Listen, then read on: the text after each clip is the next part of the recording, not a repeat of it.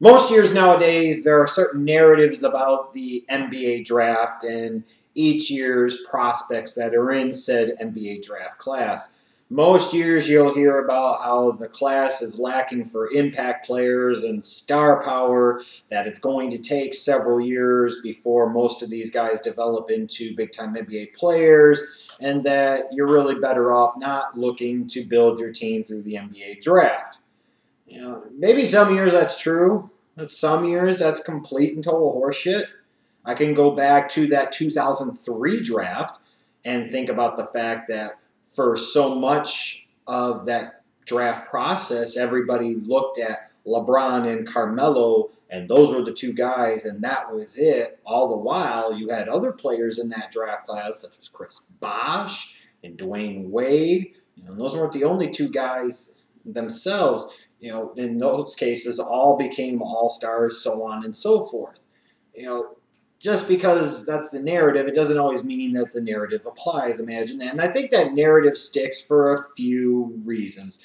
Number one is that any year that there aren't several dominant big men, like power forwards and centers, especially dominant big men that played 3 or 4 years at college, because that's the way it used to be and that's the way it automatically has to be, the NBA draft is going to suck for so many scouts and executives and so many of the talking heads about the NBA draft. And that's the truth. Because in a lot of ways, they're still stuck in that old school philosophy that you win championships via the big man and you build a championship team around a big man, which is, of course, ridiculously horseshit in today's modern game. It just is. But that's a contributing factor for it. Another contributing factor for it is the fact that when you have international players that are being talked about as top 5, top 10 picks, lottery picks, or first-round picks, a lot of these so-called experts haven't watched these guys in their international career. That includes the fans that comment on it. So as a result, they look at, in some cases, some of these guys end up being drafted in stashes for a couple of years, or some of them come in right away. But people say, well, I haven't seen him, so he's not this guy. He didn't play at Duke or Kentucky or North Carolina or Kansas or wherever, so he's got to suck. He's got to blow chunks, which, again, obviously is not the case. Sometimes it is. See Nicholas Skivishvili. But sometimes it's not. See somebody like a Dirk Nowitzki as an example. But then also you get the narrative about the fact that, so many of these kids have only played 1 or 2 years of college ball that when they come to the NBA, they're still very raw, very flawed players. Now, that is true to a degree. I don't dispute that. In some cases, you're drafting a guy with the hope that he becomes that guy that you expect him to be at that draft position that you envision based off of his skills and potential upside by the end of his rookie contract.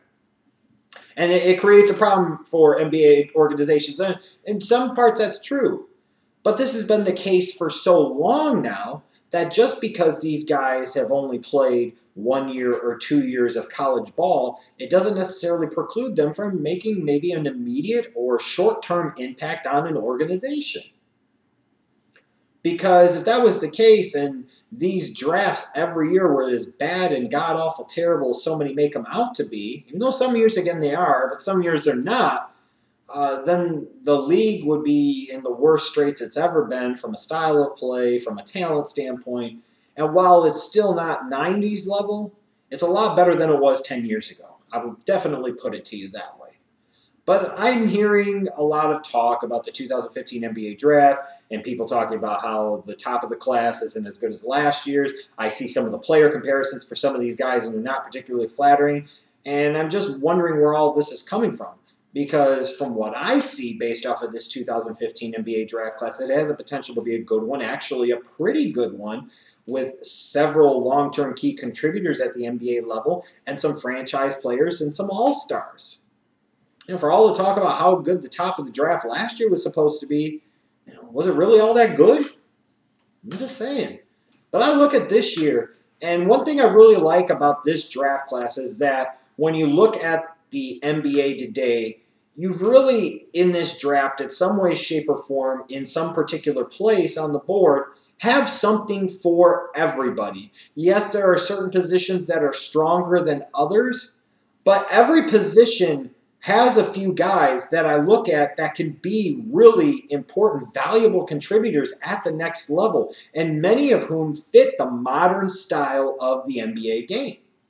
And that's appealing to me. So if I hear a bunch of people talking about in the build-up to this draft this week that the draft is weak, it's going to take years to have an impact for a lot of these guys, I'm going to ask them, what the fuck are you smoking? Because clearly you're not paying attention. Clearly you're just buying into the bullshit narratives that are put out there.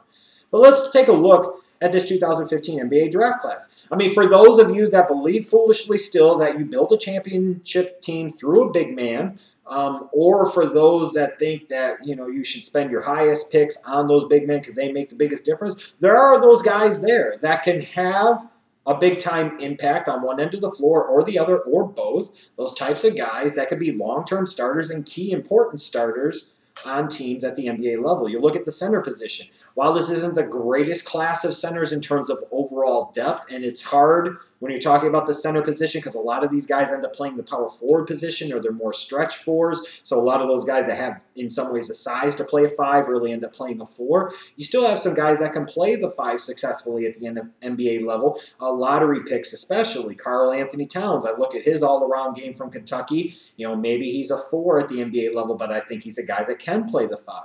You know, and a guy to me that is potentially worthy of the #1 overall pick. Even if I don't think long-term he ends up being the best player out of this draft, I don't think there's a whole lot of bust potential there. You look at a guy like a Jahlil Okafor from Duke. You know, for so many NBA teams, one thing they're really lacking is low post scoring. Well, Jahlil Okafor, above all else, is going to bring low post scoring and skill in great abundance, even at the age of 19, to whatever NBA team drafts him, whether that's the Minnesota Timberwolves, the Los Angeles Lakers, what have you. For a league that is really, frankly, weak at the center position, especially in terms of centers that can score the ball in a variety of ways, Jahlil Okafor could be that type of monster on the offensive end. In the same way, he'll be monstrously bad, at least initially on the defensive end.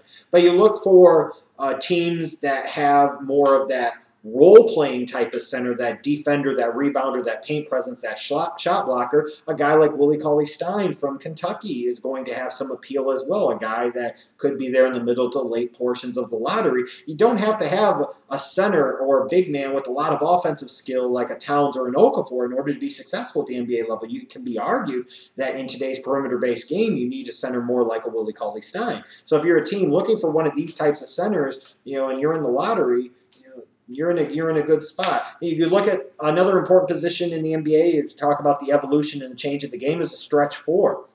And I look at guys like Kristaps Porzingis and Trey Lyles, Bobby Portis, Frank Kaminsky, Miles Turner. These are all guys that in different ways to me can be that type of stretch 4 that can really create matchup problems for opposing teams on the defensive end.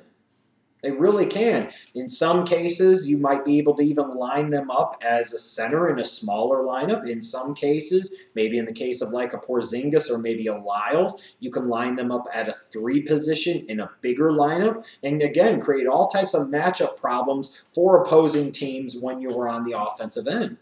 You know, this stretch 4 position is incredibly important. You saw the value of a stretch 4 for the Golden State Warriors with a guy like Draymond Green. Even though he's a bit undersized as a stretch 4, he was still a stretch 4.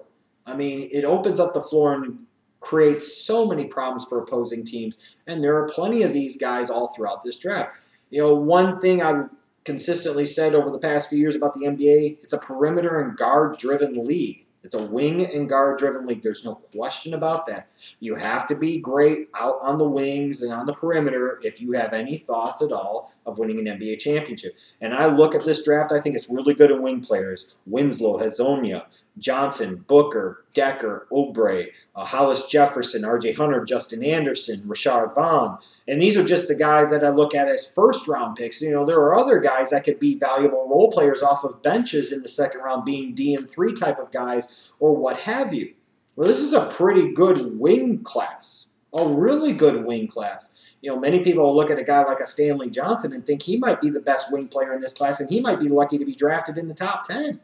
but a guy that could be potentially a 20-plus point per game scorer at the NBA level. A guy like Devin Booker, who's going to be a more athletic version in a lot of people's eyes of, let's say, a J.J. Redick. They might view him as a Bradley Beal type of player. I look at a guy like Justise Winslow. Those of you that watch my NBA draft videos, you know I'm very big on this guy and his D and 3 and more abilities that he already has as a 19-year-old coming out of Duke. I just imagine in a couple of years the type of player he could be. A Hezonja coming from, overseas. You're talking about this Croatian kid who's young, who's got size and length, who's got a bit of an attitude, some moxie, some potential on the defensive end, a guy who can shoot, who could do some things, some things you don't necessarily associate with those international type of players typically. There's a lot of wing depth and wing talent in this draft, a really, really good class.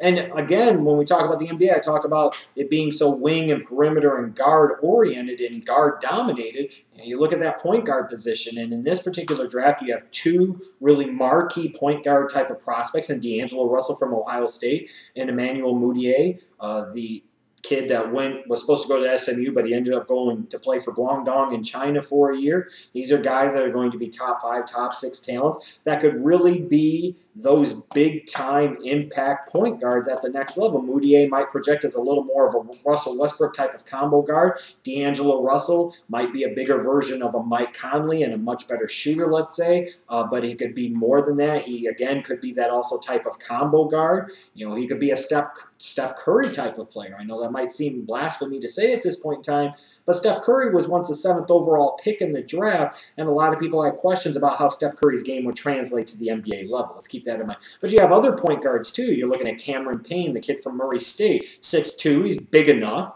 and he can sit there and really do some things on the offensive end. Makes sense for a team late in the lottery like Indiana or Oklahoma City. You got other guys, too, like Tyus Jones from Duke. His leadership is really good. Jerian Grant, who has that combo guard ability with size along with a Delon Wright.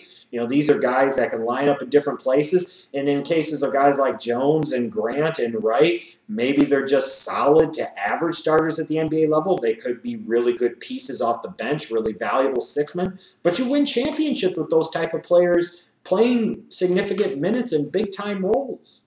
So this is a really good draft. You've got those hustle guys, too, like the Kevon Looney's, and the Montrezl Harrells, those type of grinder guys, those type of glue guys that every championship team especially needs. And those are guys that are going to be available late in round number 1, potentially. And then you've even got some nice high upside type of gambles where in all of these cases, you might not even have to spend a first-round pick on them. But if you do, it's a late first-round pick, so it's not that terrible. Guys like Chris McCullough from Syracuse, Christian Wood from UNLV, Robert Upshaw, the center from Washington. You're looking at guys here that you could gamble, but you're in a position where if you gamble on them, it's not that particularly costly if they don't pan out. But if they do pan out, man, you've got yourself one hell of a bargain. I'm looking at this draft, and I see also, plenty of appealing, potentially draft and stash types of options for teams, which is important in the current salary cap climate of the NBA. I think this is a pretty good draft. If you're a team that's in need of young talent and potentially impact players, I think this is a good draft for you to potentially find it. I think this is a draft where you're going to have a couple of all-stars definitely come out of the top 10, but I think you're going to see several other guys that develop into nice long-term starters at the NBA level.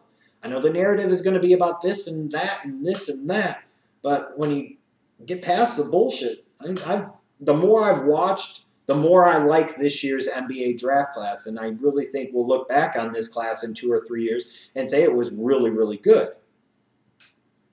That's what I think, but what do you think? Who do you think are some of the best players in the 2015 NBA draft? Who would you want your team to take? Who do you want your team to take? Let me know all of that down below.